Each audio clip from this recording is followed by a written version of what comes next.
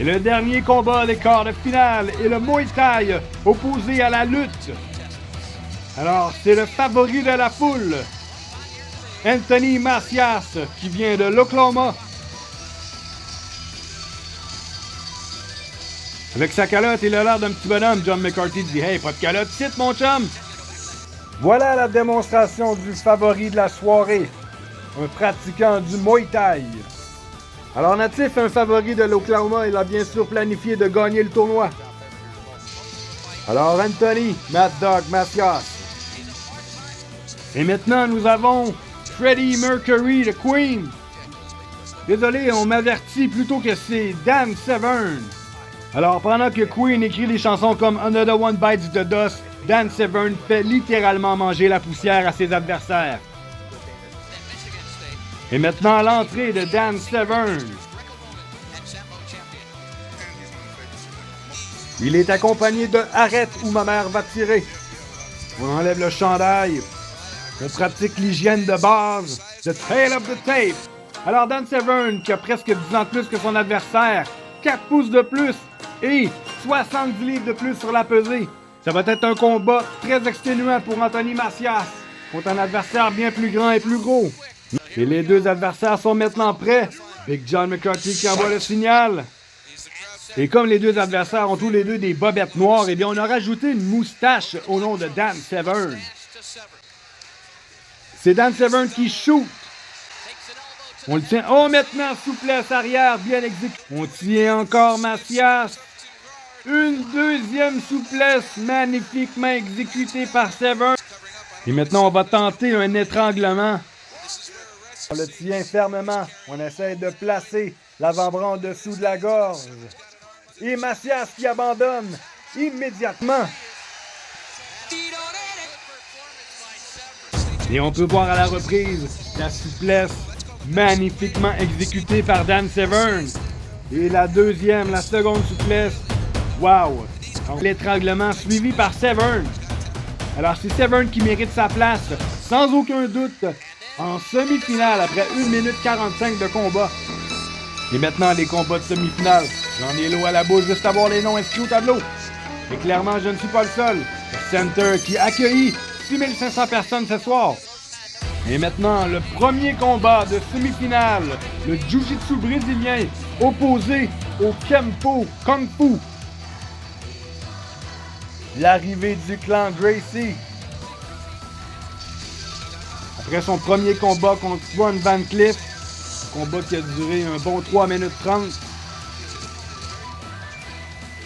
Et maintenant, Keith Hackney, a.k.a. Kyle Reese, le tueur de géants. Je veux dire, ce décevant agresseur sexuel. On dirait que j'en ai comme moins long à dire tout à coup. The tail of the tape.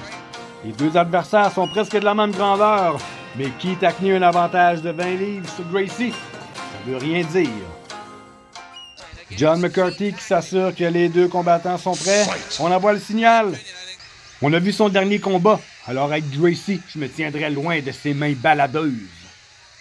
Il va avec une offensive. Un coup de pied au visage de la part de Gracie. Et c'est intéressant de voir Gracie avec un style beaucoup plus agressif. Beaucoup plus dans l'offensive. Et c'est Gracie qui shoot, arrêté par Hackney. Impressionnant. Maintenant Gracie qui essaie de pénétrer la garde de Hackney. Gracie qui shoot, retenu par Hackney. Et Hackney qui se défend toujours très bien contre Gracie. Oh, coup de poing uppercut à Gracie. Et nous avons rarement vu Gracie manger autant de coups dans un seul combat. Et maintenant, Gracie qui tient Hackney en Muay Thai clinch et envoie des coups de genoux dans le visage de Hackney. Alors on a visiblement un style beaucoup plus agressif par Gracie. On tient la tête de Hackney. On envoie des coups de genoux. Et maintenant Gracie qui l'envoie dans sa garde. Hackney est en très mauvaise posture. Gracie qui envoie des coups au visage de Hackney encore une fois. Et comme je disais, ce sont des coups qui servent à faire commettre des erreurs à l'adversaire. Un combat bien divertissant. Je crois que ça va être très facile maintenant de pouvoir le soumettre. Et maintenant, regardez, armbar, une extension du bras complétée par Gracie. Gracie, qui sans aucun doute montre qu'il est bel et bien le champion. Le style beaucoup plus agressif de Gracie, il le met dans sa garde, qui technique, qui tente d'avoir un coup de poing. Et on peut voir maintenant le armbar, l'extension du bras, on passe la jambe autour du visage de Acme. Il n'a pas eu le choix d'abandonner. Alors une victoire impressionnante, un très bon match entre Gracie et Acme ce soir.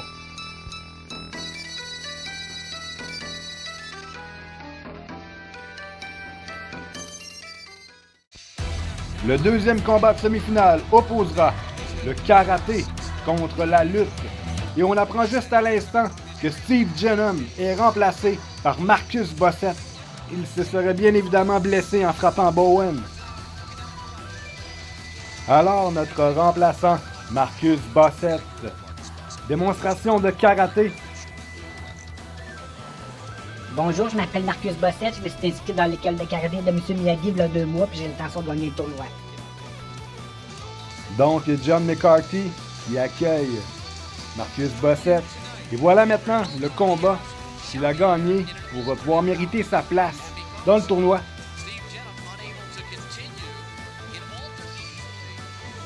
Et maintenant, voilà l'entrée de Daniel Dan Severn.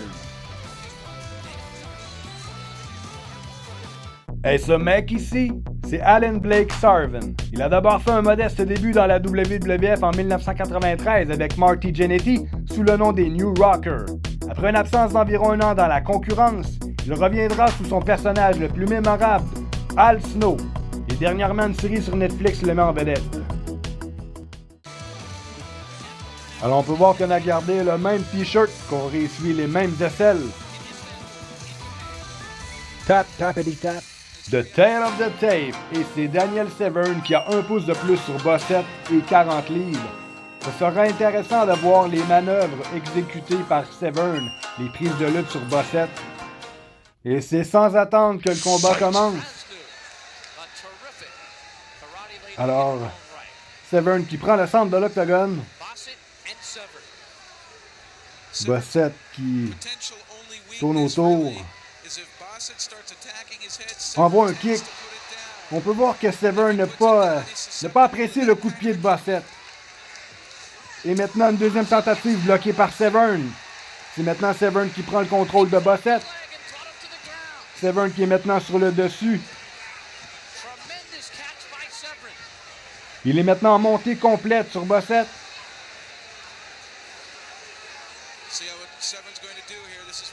Bossett ne sait pas quoi faire. Et Severn qui essaye d'écraser Bossett de tout son poids. Bossett en mauvaise posture. Severn qui a agrippé le cou et le bras de Bossett. Et Bossett qui abandonne. Severn victorieux. Il mérite sa place en finale. Wow, magnifique. Alors on a pu voir le shoot de Severn pour éviter le coup de pied de Bossett. Bossett qui essaie d'agripper la tête de Severn avec ses jambes. Bossett qui est toujours en contrôle sur le côté. Et maintenant, on peut voir l'étranglement. Il a fait abandonner Bossett. Et ce qui veut dire que Dan Severn mérite sa place en finale contre Royce Gracie. Ce sera bien sûr un adversaire de taille pour Royce Gracie. Mais étant donné que Severn vient immédiatement de combattre, une pause est donc offerte aux combattants. La pause se résulte par un 8e combat surprise, un genre de hors-d'œuvre avant la finale. Donc, à tenir compte, ce combat ne compte d'aucune manière dans le tournoi présentement, mais le gagnant gagne sa place pour une place d'ouverture dans le 5e tournoi. Alors, le premier combattant est Jason Fern. C'est un Canadien, un gars de chez nous. Il est accompagné de Pat Smith, qui est présentement en train de travailler sur son nouvel album R&B. Jason Fern, un jeune homme qui pratique les combats à poings nus. Il aurait une 20aine de victoires à son effectif. C'est également du Jiu-Jitsu. Alors, Canadien de Vancouver, Jason Fern, batailleur de combat à main nue. Et maintenant, Guy Misger. On peut bien voir l'influence de Steven Seagal. 1994, baby! Alors, ce sera le Jiu-Jitsu contre le kickboxing. Et l'entrée de Guy Mezger. Et pour ceux qui croient toujours qu'Elvis a simulé sa mort pour aller vivre sur une île déserte à Hawaï, eh bien c'est une théorie totalement ridicule, puisque celui-ci a clairement simulé sa mort pour assister à l'UFC numéro 4. Et maintenant, le compte des rubans. Alors comme je disais, Jason Ferm, qui est tout jeune, qui a 21 ans, et 20 livres de plus que Guy Mezger, sinon les deux combattants sont pas mal égales. Le combat est commencé. On peut voir l'arrogance de Jason Ferm. Et à noter que les deux ont l'accord mutuel de ne pas se tirer les cheveux. Alors nous allons voir rapidement si l'entente est respectée. Une bonne droite, une bonne gauche, coup de poing venant de Ferm. Des coups de genoux venant de Mezger. Et maintenant on tient Mezger. Oh! Un coup de genou entre les jambes. Maintenant, on essaie d'étrangler Mezger. Mezger qui envoie un bon crochet dans le visage de Ferm. Et maintenant, un bon crochet dans le visage de Mezger. Mezger qui est assommé. Ferm qui le tient en guillotine. Et maintenant, Ferm qui essaie d'avoir une guillotine serrée, des coups de genoux au niveau de la tête de Mezger. Mezger qui le lève et l'envoie au sol. Une bonne souplesse de la part de Mezger.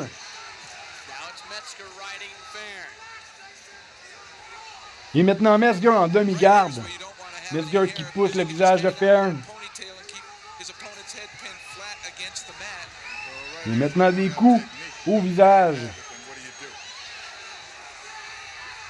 C'est toujours Mezger qui est en contrôle. Il a maintenant le dos. Et maintenant, Ferm se revire. Des coups au visage de la part de Mezger dans le visage de Ferm. On tient maintenant Ferm au sol. On appuie l'avant-bras sur le cou de Ferm. On le maintient au sol. Les avant-bras dans la gorge.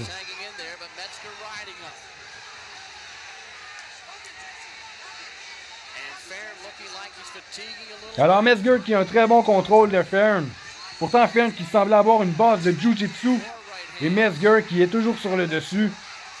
Remet Ferm au sol. Coup de poing au visage. Des crochets dans le visage de Ferm. On regarde si le coin ne va pas jeter la serviette. Et toujours des coups dans le visage de Ferm. Et la serviette est lancée, c'est maintenant terminé. Mezger qui mérite sa place dans le UFC numéro 5. On peut revoir la reprise. Alors la souplesse faite par Mezger. Ferm qui tombe sur le dos. Juste à... Et voilà.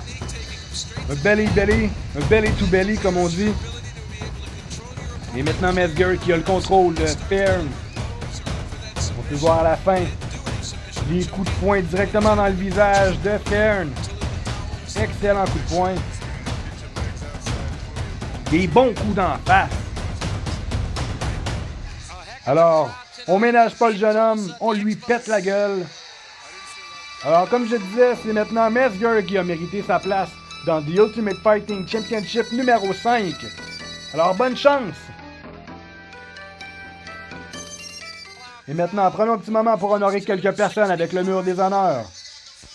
Ce soir, au mur des honneurs, débutons avec l'actrice Michelle Krasnou, qui bien sûr supporte le mouvement par sa présence.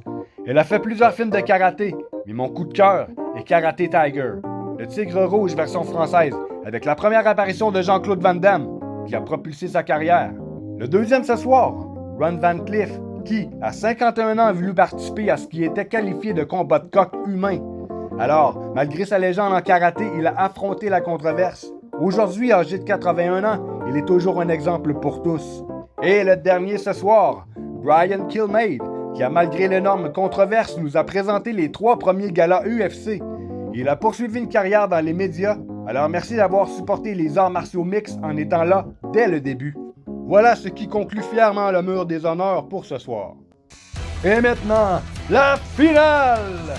Je sais pas pour vous, mais elle était très bien attendue cette finale, avec l'ancien champion Royce Gracie qui fait son retour. Il est maintenant contre Dan The Beast Severn. Alors ce sera vraiment intéressant de voir les deux styles totalement Je dirais pas à l'opposé, mais clairement, il y a une base de lutte dans le Jiu-Jitsu et vice-versa. Alors l'entrée de Dan Severn, et pour ceux qui se disent « J'ai déjà vu la tête de ce mec », eh bien c'est parce qu'en 98, Dan The Beast Severn a joint la WWF pendant un certain temps aux côtés de Ken Shamrock et Steve Blackman. Il quitta très peu après en 99 lorsqu'Owen Hart le blessa au cou avec le même marteau-pilon inversé ou Inverted Pile Driver qui avait 2 ans plus tôt cassé le cou de Steve Austin. Et maintenant, The Tale of the Tape. Alors les deux sont de grandeur semblable, mais Dan Severn a un avantage considérable de 80 livres sur Gracie. D'habitude, ça ne fait aucune différence, mais cette fois-ci, j'ai l'impression que Dan Severn va être un adversaire de taille pour Royce Gracie. Et maintenant, un gros plan incroyable sur la mère de Dan Severn. Je me demande si c'est pas elle qui lui conseille. Allez, Dan Severn, calisse le petit gosse à la tête! Les deux adversaires sont maintenant prêts. Et c'est envoyé, c'est maintenant commencé. Et je vais être très franc. Le combat comporte d'énormes longueurs.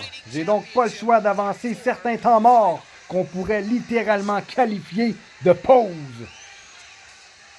On a vu qu'on a passé à 40 secondes. Il s'est vraiment rien passé pendant 30 secondes jusqu'au moment où Dan Severn a fait un shoot à Gracie. Et maintenant, c'est Dan Severn qui a le contrôle de Gracie. Gracie qui envoie des coups de talon dans les reins de Dan Severn. Et Dan Severn qui est toujours en contrôle de Gracie. Alors on peut voir Dan Severn qui adopte la position du missionnaire en profonde exécution. Alors on est déjà passé à 3 minutes dans le combat. Et maintenant, Dan Severn qui passe le premier coup de poing du combat à 4 minutes 15. Et maintenant, on tente une soumission du bras de Gracie. Et Gracie qui a toujours une bonne défense de Dan Severn. Et maintenant, c'est les premiers coups de poing au niveau de la tête de Dan Severn. On a passé maintenant à 5 minutes 15 secondes. Toujours très inactif dans le combat. Ça doit être très fatigant pour Royce Gracie d'avoir quelqu'un qui a 80 livres de plus sur lui comme ça. Et surtout en garder le contrôle. Alors Royce Gracie qui semblait agripper la cage. Dan qui garde toujours un contrôle sur les bras de Gracie. Maintenant des coups de poing de la part de Severn. Mais on peut très bien voir que Dan Severn n'est pas un fighter. Je veux dire, ce n'est pas un striker. On peut clairement voir que Dan Severn n'est pas un striker. Ce n'est pas quelqu'un qui envoie des punches. On peut voir des punches dans les côtes de Gracie. Maintenant, on est rendu à 10 minutes dans le combat. Et Severn qui a toujours le contrôle de Gracie. Mais en même temps, Gracie garde toujours un certain contrôle sur Severn, car il l'a toujours dans sa garde. Presque 10 minutes 30 dans le combat. Et Gracie qui tente de faire un étranglement triangulaire. Dan Severn qui tente de pousser Gracie contre le grillage. Et j'ai l'impression que Gracie n'a absolument rien parce que... Et voilà, c'est parce que Dan Severn a également le bras pris. Et non seulement le cou. Alors on est rendu à 11 minutes. Un combat très fatigant pour Gracie. Sont plus longs jusqu'à maintenant. Et maintenant on passe à 14 minutes car il ne s'est réellement rien passé dans les minutes qui ont suivi. Mais cette fois-ci, Dan Severn qui met tout son poids avec son avant-bras sur le visage et la gorge de Gracie. Ça doit être très difficile pour Gracie, mais il semble garder une maîtrise de lui-même. Sûrement appris par le colonel qui a entraîné Rambo lui-même. T'as pas mal, t'as pas mal. Et maintenant Severn qui est toujours en contrôle de Gracie. On est rendu à 14 minutes. 15 minutes maintenant dans le combat. Et c'est Gracie qui place maintenant ses jambes autour de la tête de Dan Severn.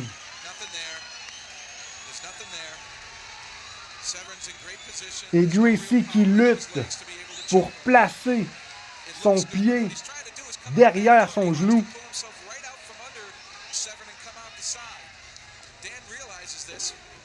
Et maintenant, l'étranglement est complété. Ça va être très difficile à Dan Severn de sortir de là. On peut voir Dan Severn qui est en très mauvaise posture, car il est debout et essaye de s'extirper de là. Et maintenant, Severn qui tape.